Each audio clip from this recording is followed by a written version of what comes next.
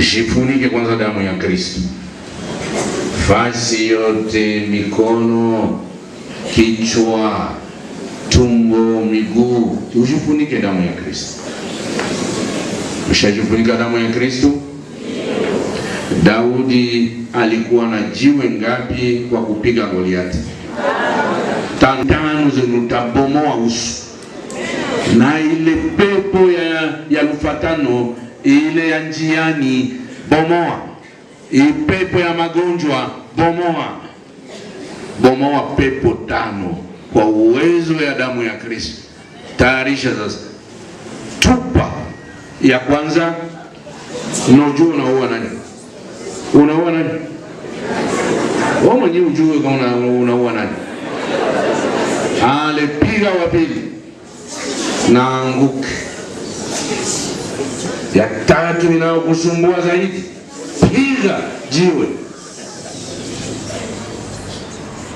Wa 4, adui zako zisambarane na kwenda njia ngapi?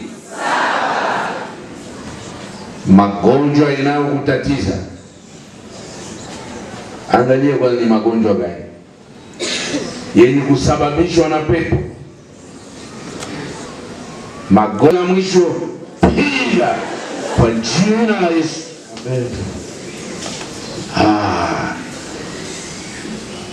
Mumeo Kristo ameshinda. Ameshinda. Alafu mnaona kuna magonjwa ingine masiku haishi, vikohozi haishi, mutoshe pepo zote ndani ya pepo zote. Tosha yote ya kikohozi, magripe isiyoisha, magonjwa ya istoma, magonjwa ya diabetes, magonjwa yasiyoonekana na mganga, tosha yote. Hewa mbaya, tosha tu. Amen. Baba, tumshangilie Kristo.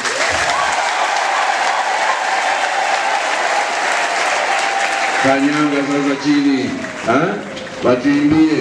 Kopesha mama Bikira Maria viatu, kanyage pepo zote. Kanyanga tukivalisha viatu, sikanyage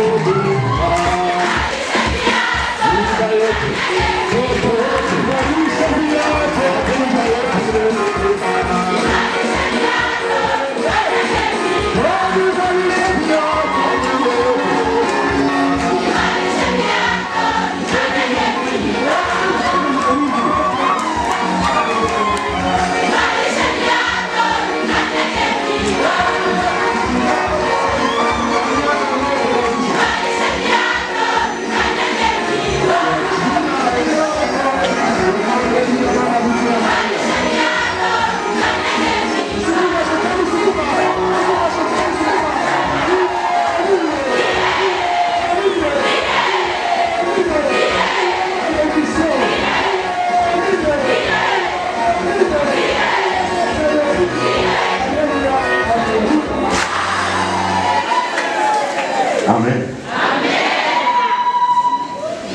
Nani anaokoka?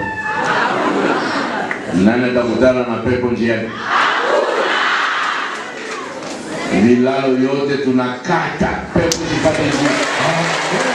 Masanga ya njia yote tunalunguza. Amen. Amen. Bwana awe nanyi. Awe pia nawe. Awabarikie Mungu Mwenyezi, Baba na Mwana na Roho Mtakatifu. Amen.